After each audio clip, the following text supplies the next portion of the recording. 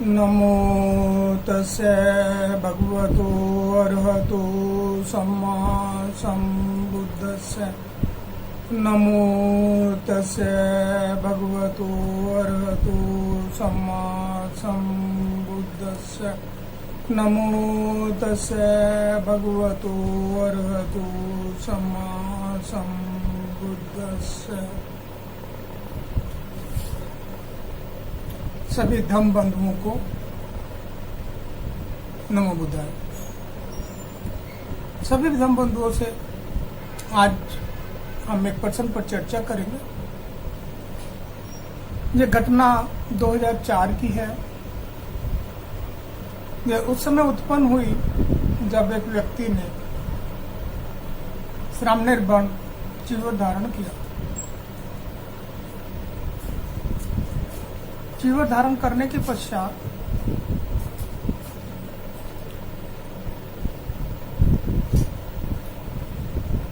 वहां उपस्थित भिक्षु संघ ने उपासक उपासिकाओं से प्रश्न उत्तर का सेशन प्रारंभ कर सभी की अपेक्षा जानने का प्रयास किया। तभी वहां पर एक सज्जन पुरुष, एक भद्र पुरुष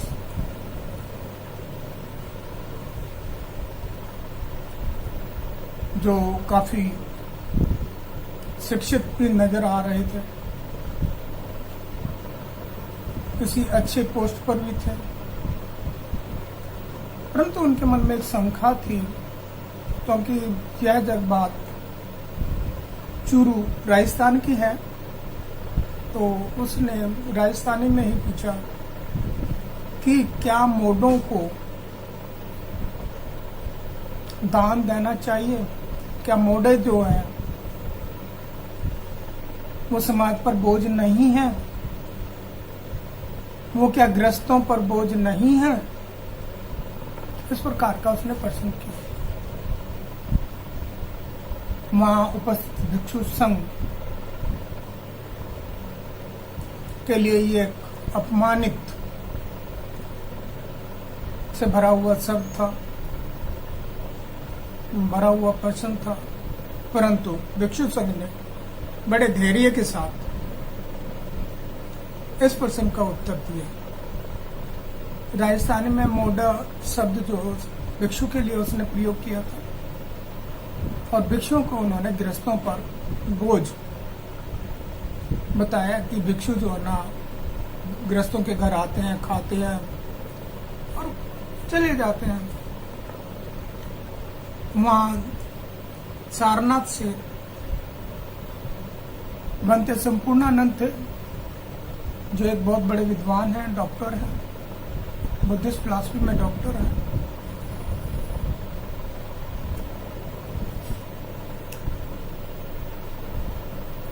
उन्होंने इस प्रश्न का उत्तर दिया।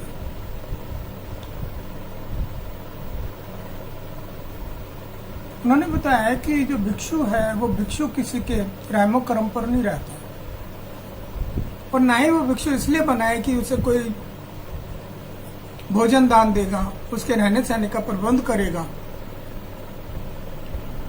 वो भिक्षु इसलिए नहीं बना। तो भिक्षु बनाए वो इसलिए बनाए कि वह समाज का उद्धार कर सके, समाज में जो भ्रांतियां फैली हुई हैं उनको दूर कर सके। वो भिक्षु इसलिए बनाए कि समाज का उद्धार हो। जो आज तक लोग अंधविश्वास में बैठे हुए हैं उनका अंधविश्वास दूर।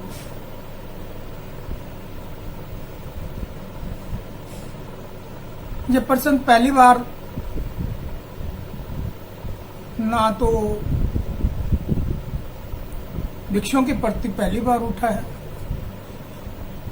कि भगवान बुद्ध के काल से ही इस प्रकार के प्रश्न होते आए हैं, और बार बार इसका निवारण भी होता रहा है। और आज मैं इस प्रश्न का संदर्भ भगवान बुद्ध के जीवन काल में घटी एक घटना का उदाहरण देकर या एक गाथा को आपके सम्मुख प्रस्तुत करता हूँ। एक बार भगवान बुद्ध अपना भिक्षा पात्र ले एक ब्राह्मण के घर के बाहर आकर खड़े हो गए। ब्राह्मण ने जब भगवान बुद्ध को देखा तो उसका कोई जवाब नहीं दिया, चला गया। भगवान बुद्ध अगले घर चले गए। दूसरे दिन भी हुआ, तीसरे दिन भी हुआ। चौथे दिन जब भगवान बुद्ध उनके घर पहुंचे तो वो क्रोध से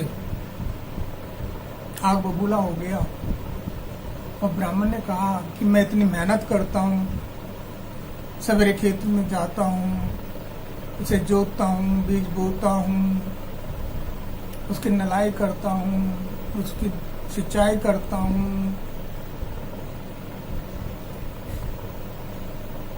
फिर कटाई करता हूँ, फिर उसको धुनाई करता हूँ, फिर बीज निकाल के उसकी पिसाई करके तब जाके मेरे को कहीं भोजन मिलता है। और आप मेरे से ज्यादा हुष्ट पुष्ट हैं, आप ऐसा काम क्यों नहीं कर लेते?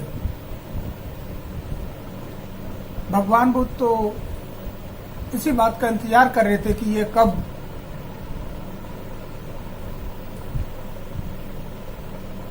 अपने मुंह से कोई शब्द कहे, कुछ तो दे, कुछ तो बोले।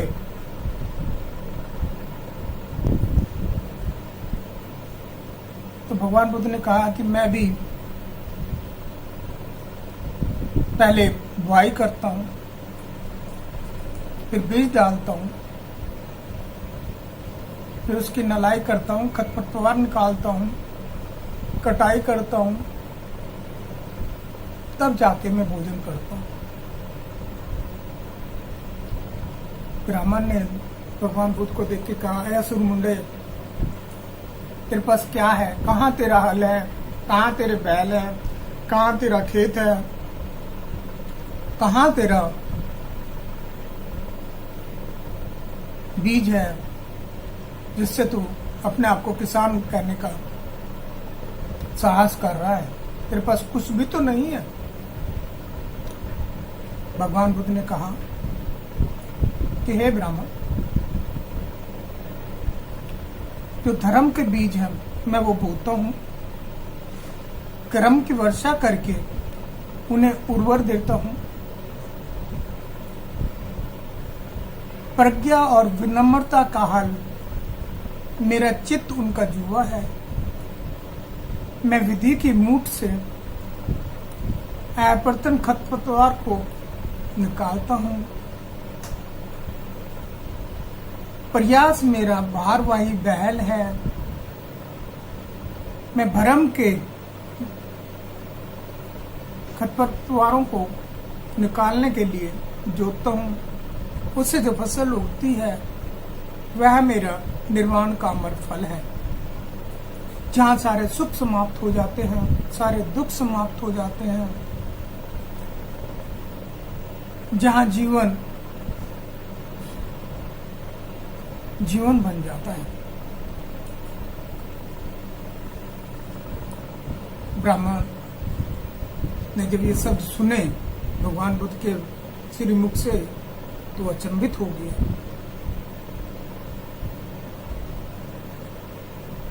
कि ये सब ऐसा सन्यासी मैंने आज तक नहीं देखा, ऐसा भिक्षु मैंने आज तक नहीं देखा कि मेरे निरंतर क्रोध करने पर, अपशब्द बोलने पर भी इतनी मधुर वाणी से अपनी बात को उन्होंने रखा है।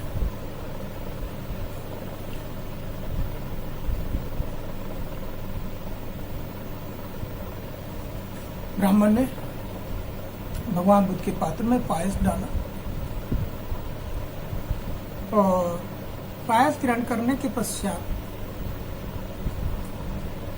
गौतम अपने बुद्ध अपने एकांत स्थान की ओर चले गए।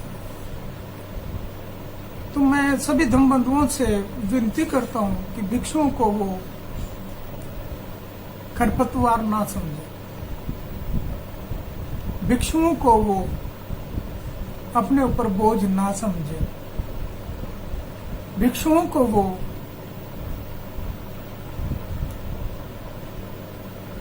फ्री का खाने वाला ना समझे। यदि भिक्षु यहाँ पर है तो धर्म है। बुद्ध, धम्म और संघ भिक्षु से बनी है। कोई शाब्दिक इमारत नहीं है कि जो भिक्षु संघ बना रहे और भिक्षु ना हो। यदि भिक्षु है तो धर्म है, और धर्म है और भिक्षु है तो बुद्ध है। इसलिए आप सभी से विनती है कि भिक्षुओं का आदर करें। और जैसा कि अभी बहुत ही महत्वपूर्ण समय चल रहा है, बहुत ही विपत्ति का समय चल रहा है पूरे संसार में, कोविड-19 का कहर है।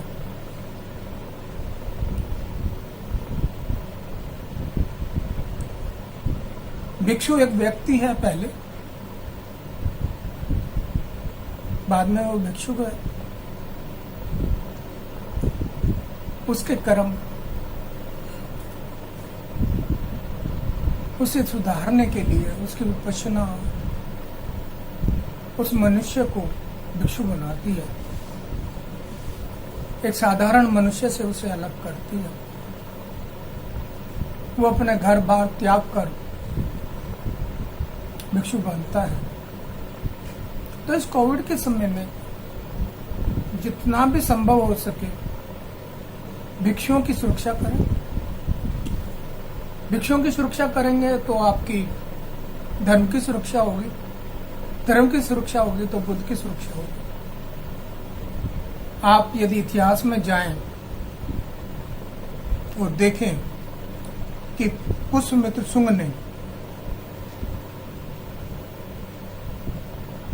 बख्तियार खिलजी ने यदि किसी पर वार किया तो वह भिक्षु थे। उन्होंने पहले भिक्षुओं को समाप्त किया। भिक्षुओं के साथ भगवान बुद्ध के जितने भी चिन्ह थे, विद्यालय, महाविद्यालय, विश्वविद्यालय,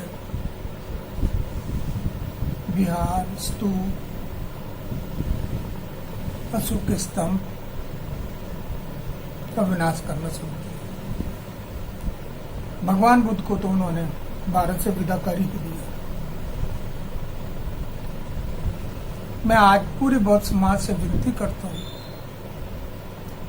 कि वह जो बाबा साहब डॉक्टर भीमराव अम्बेडकर ने बौद्ध धर्म का सन 1956 में पुनः क्रांति की है,